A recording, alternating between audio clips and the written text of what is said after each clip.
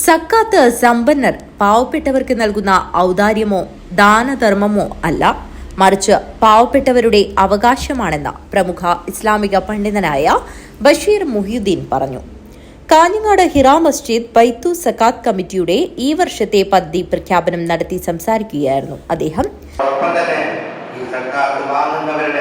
അവരുടെ അഭിമാനത്തെ അല്പം പോലും സംഗ്രഹിക്കാത്ത രീതിയിൽ ആരും അറിയാതെ അവരെ സഹായിക്കാൻ നമ്മൾ ഓരോരുത്തരും തയ്യാറാവണം. അതാണ് യഥാർത്ഥത്തിൽ ഈ ഹിറ മസ്ജിദ് കമ്മിറ്റി ഇവിടെ ചെയ്തുകൊണ്ടിരിക്കുന്നത്. ഇതിന് അല്ലാഹുവിന്റെ സഹായം എല്ലാ സമയത്തും ഉണ്ടാവട്ടെ എന്ന് ആത്മാർത്ഥമായി പ്രാർത്ഥിച്ചുകൊണ്ട് ഈ പരിപാടിക്ക് എല്ലാവിധ ആശംസകളും നേർന്നുകൊണ്ട് ഞാൻ അവസാനിപ്പിക്കുന്നു.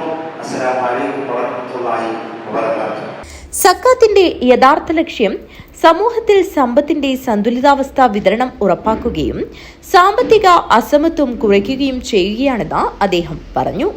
സക്കാത്ത് സംഘടിതമായി ശേഖരിക്കുകയും അർഹരായവർക്ക് കൃത്യമായ മാനദണ്ഡങ്ങൾ പാലിച്ച് വിതരണം ചെയ്യുകയും ചെയ്താൽ മാത്രമേ അതിന്റെ സാമൂഹികവും സാമ്പത്തികവുമായ ലക്ഷ്യങ്ങൾ പൂർണ്ണമായി സാക്ഷാത്കരിക്കാനാകൂവെന്നും അദ്ദേഹം അഭിപ്രായപ്പെട്ടു.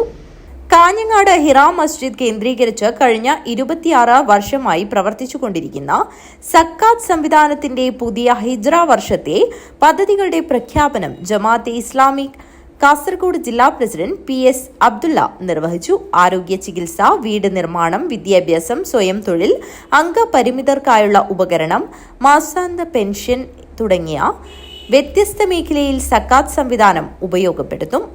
ദാറുൽ ഹിദായ ട്രസ്റ്റ് സെക്രട്ടറിയും മുതിർന്ന മാധ്യമ പ്രവർത്തകനുമായ T Muhammad Aslam, retired DYSP Manoj Mathew, welfare party ജില്ലാ ജനറൽ സെക്രട്ടറി ബാലകൃഷ്ണൻ, സാമൂഹ്യ പ്രവർത്തക സിസ്റ്റർ ജയ, ജമാഅത്തെ ഇസ്ലാമിക് ജില്ലാ വൈസ് പ്രസിഡന്റ് ഷാഫി ഉദ്മ എന്നിവർ സംസാരിച്ചു.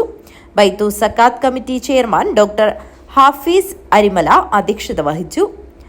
Jamaat-e Islami Kanhangad unit president TK Muhammad Kunhi സ്വാഗതവും BM മുഹമ്മദ് കുഞ്ഞി നന്ദിയും പറഞ്ഞു.